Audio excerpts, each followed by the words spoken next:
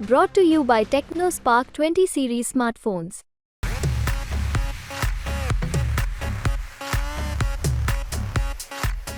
गुजरात में चुनाव होने वाले हैं और चुनाव के बीच मुमताज़ पटेल गुजरात में पहुंची है और गुजरात में जो है उन्होंने मीटिंग्स ली हैं, पर वो भरूच नहीं गई। हमारे साथ वो हैं, उनसे बात करते हैं। मुमताज़ जी, आप गुजरात में हैं, कांग्रेस के लिए प्रचार कर रही हैं, पर पहला सवाल वही है कि भरूच जहाँ से आप टिकट मांग रही थी वहाँ पे आप नहीं गई, भरूच में आप वहाँ कैंपेन करने के लिए नहीं पहुँची। लोग सवाल उठाएं कि आपका गठबंधन है, वहाँ पे क्यों मुमताज़ पटेल नहीं दिखी? परसों भरूच में ही थी, घर है मेरा, तो अपने गांव जाके आई हूँ। पर जो कैंपेन की आपने बात करी, तो अभी तक मुझे किसी ने बताया नहीं कि कैंपेन कहाँ करना है, कब करना है। आप हर जगह कैंपेन करती दिखी, अंडमान निकोबार भी गई थी, दमन भी गई थी, तो भरूच क्या कांग्रेस नहीं लड़ रही इसलिए आप वहाँ पे नहीं हैं या फिर दूसरा कोई रीज़न? अंडमान से कैंडिडेट ने बुलाया, दमन से कैंडिडेट ने बुलाया, अभी भुज गई थी कल, तो वहाँ से मीटिंग करी, कल भी आगे और शहरों में जा रही हूँ। तो जब बोलेंगे और स्केड्यूल में फिट होता तो ज़रूर जाती मैं। जी, बात वही आ रही है कि कांग्रेस जो है वो लीडरशिप क्राइसिस में दिख रही है, क्योंकि सूरत में जो हुआ कैंडिडेट चला गया, इंदौर में कैंडिडेट चला गया। सूरत में चलिए प्रस्ताव को क्या प्रॉब्लम था, ठेकेदारों का इशू था, पर इंदौर में तो कैंडिडेट ही बीजेपी में शामिल हो गया। कहाँ मतलब कांग्रेस में ये क्या चल रहा है, कैसी स्थिति है कि कैंडिडेट्स जो घोषित किए जाते हैं वो पार्टी के साथ नहीं रहते हैं, अगर जीतते हैं तो फिर बीजेपी में चले जाते हैं। तो ये दिक्कत कहाँ है कांग्रेस में कि क्या वो अपने कैडर को साथ में नहीं ले पा रही? क्या इश्यू है, क्या इनफाइटिंग है कांग्रेस में अंदर?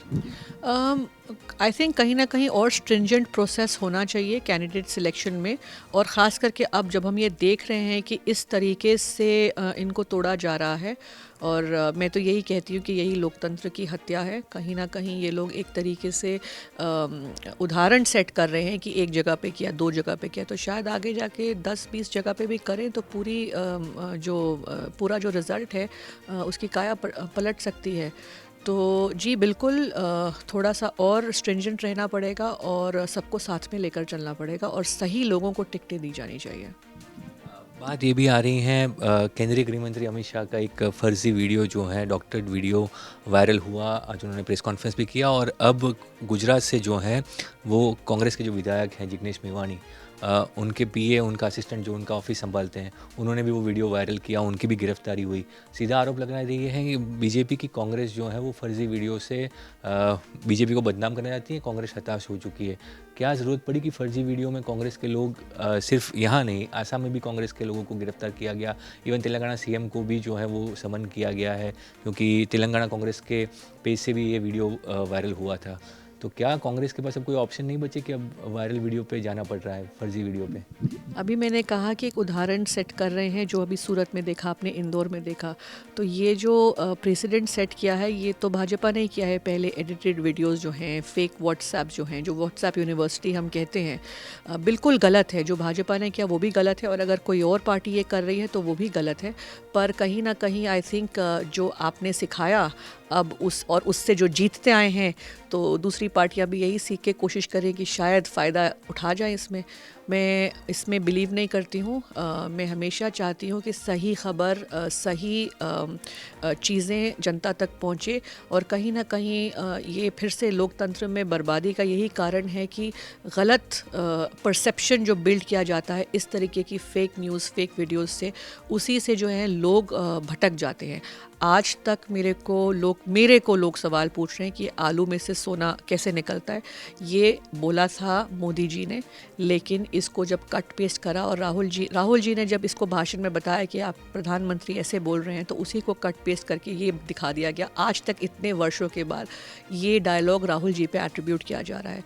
तो कहीं ना कहीं इन सब चीज़ों से जो गलत परसेप्शन फॉर्म होता है और गलत डिसीजन, गलत वोट डाल दिए जाते हैं, आज देखिए मतलब आउट ऑफ कंट्रोल है। पर फ़र्क ये है कि शायद कांग्रेस ने ये गलती करी कि उस टाइम जब ये फेक वीडियोस, फेक व्हाट्सएप करते थे तो किसी को अरेस्ट नहीं किया।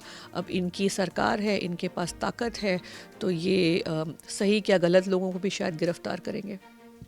एक मुद्दा ये भी आ रहा है कि जिस तरह से अभी चुनाव प्रचार चल रहा है, प्रधानमंत्री आक्रामक हैं, आरोप लगा रहे हैं कांग्रेस पे, जो इनहेरिटेंस टैक्स की भी बात आई, फिर कहा कि जिनके बच्चे ज़्यादा हैं वहाँ पे संपत्ति जो है वो दे देंगे, घुसपैठियों को दे देंगे।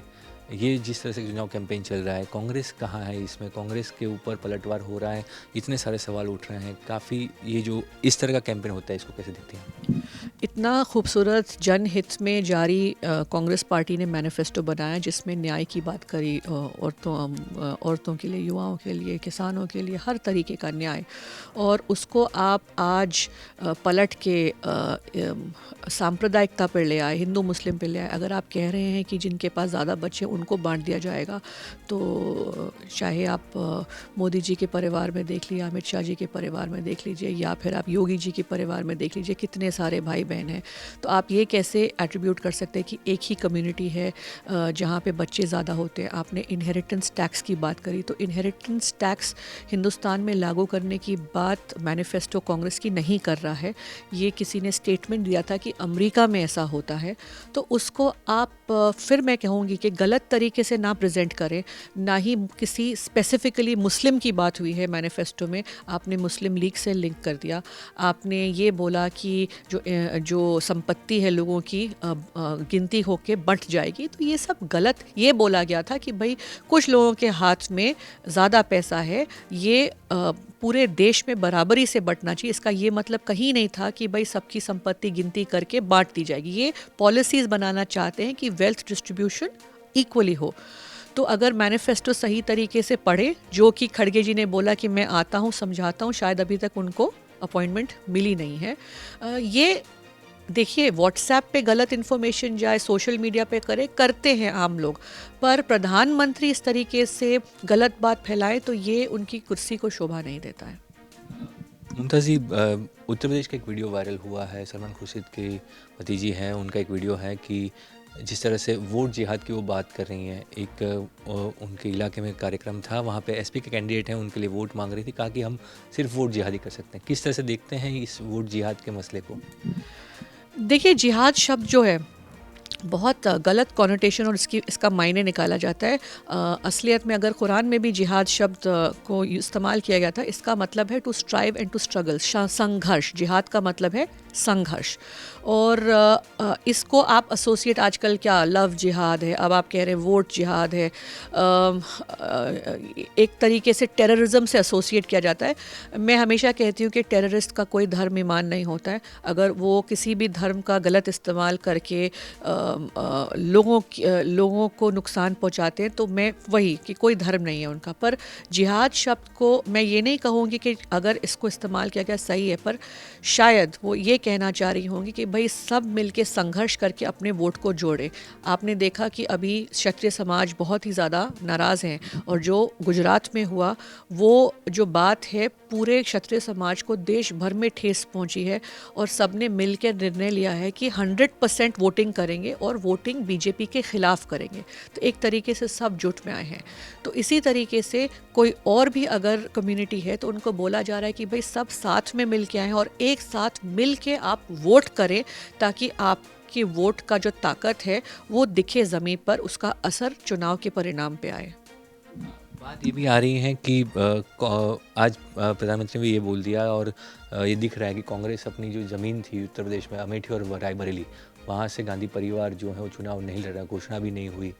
क्या कांग्रेस को डर है कि हार जाएंगे इसलिए घोषणा नहीं हुई, या फिर अब वो जगह छोड़ दी है कांग्रेस ने?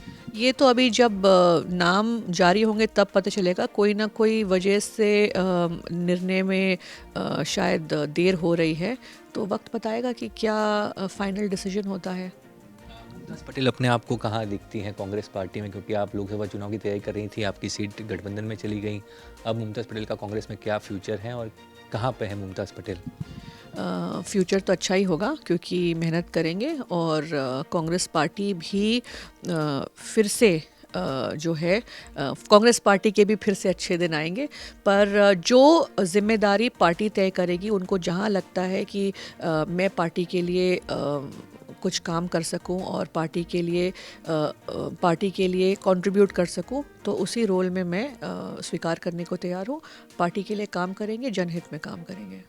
आखिरी सवाल, बीजेपी कह रही है बीजेपी 370 प्लस और एनडीए 400 प्लस। पीएम ने कहा, गृहमंत्री सब ने कहा, गुजरात में भी 26 की 26 सीटें जीतने की बात हो रही है। मुमताज़ पटेल कैसे देखते हैं इस चुनाव को? कहाँ है कांग्रेस इस चुनाव में? कितनी सीटें? क्या पिछली बार से परफॉर्मेंस सुधरेगा या फिर जो है वो इससे कम होगा? जो ये 400 पार की बात कर रहे हैं वो एक परसेप्शन बिल्डिंग की बात थी, पर अगर 400 पार के लिए इतने कॉन्फिडेंट होते तो आप विकास छोड़ के, सबका साथ सबका विकास छोड़ के सांप्रदायिकता और फिर से ये जो हिंदू मुस्लिम और बंटवारे की बात कर रहे हैं उस पर नहीं आ जाते। तो मुझे लगता नहीं है, कहीं ना कहीं इनकी ज़मीं खिसकी है, कहीं ना कहीं इनको डर है कि इनकी सीटें कम होगी, इस वजह से अब फिर से लोगों को भावुक कर रहे हैं और लोगों को बांटने की कोशिश कर रहे हैं ताकि कुछ बचा सके अपनी। कांग्रेस के लिए अच्छा ही होगा। इंडिया अलायंस जो है एक विचारधारा के तय पर पूरी इंडिया अलायंस साथ में आई है। आज पार्टियां जो आमने सामने लड़ती हैं पर उनकी विचारधारा एक ही है और उनका इस वक्त मकसद ये है कि हम लोकतंत्र को बचाएं। तो उम्मीद पूरी रखते हैं कि इंडिया अलायंस और कांग्रेस पार्टी इस बार ज़्यादा सीटें लेकर आएंगी। ये थी मुमताज़ पटेल जिन्होंने साफ तौर पे कहा कि बीजेपी जो है वो भले 400 प्लस की बातें करती हो पर परसेप्शन बनाने की बात कर रही हैं और कांग्रेस और इंडिया अलायंस जो है वो परफॉर्मेंस अच्छा करेगी, ऐसी उनको आशा है। और साथ ही सभी मुद्दों पे उन्होंने आज तक से बात की और कहा कि जिस तरह से हम आगे बढ़ रहे हैं उससे उनकी जो जीत की संभावना है वो उनको काफ़ी दिख रही है। अहमदाबाद से कैमरामैन जीवन व्यास के साथ ब्रजेश दोषी।